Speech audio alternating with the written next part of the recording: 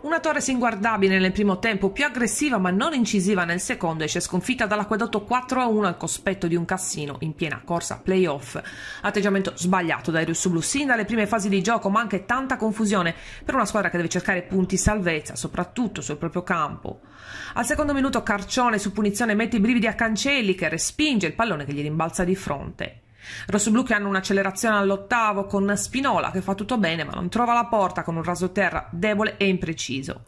Formazione ospite che col passare dei minuti prende campo, conquista 3 corner in rapida successione e sull'ultimo trova anche il gol del vantaggio. Al 17esimo Marchegiani a centro area libera di testa per Di Filippi che tutto solo può calciare a botta sicura. Rossoblù che protestano per un fuorigioco, difficile però da capire da queste immagini. Ci si aspetta una reazione immediata che invece fatica ad arrivare e i rossoblù faticano a manovrare con fluidità, non trovano spazi nella difesa ospite e si affidano a lanci in avanti poco precisi. Il Cassino con pochi passaggi già in area e al 26esimo ha l'occasione per il raddoppio ma Marchegiani non trova l'aggancio sul secondo palo. Il gol del 2-0 arriva poco dopo, al 29esimo sull'asse perfetta Marchegiani Tribelli che anticipa di testa la zazzera e vola in porta per battere Cancelli in uscita con un pallonetto. La reazione Torres è tutta in questa fiammata di Sarrizzo al 38esimo che mette al centro 2 volte trovando però attenta la difesa del Cassino. Nel finale di tempo l'azione più discussa che porta al 3-0, lancio in area di Tirelli per Marchegiani, lui in sospetto fuorigioco, palla in area per Ricamato, tocco per Tribelli che mette dentro di tacco. Il giocatore del Cassino è sicuramente oltre minutolo ma probabilmente è tenuto in gioco da Peana. Le immagini non ci offrono una migliore prospettiva, in fondo serve anche a poco perché l'arbitro Silvera convalida tra le preteste generali.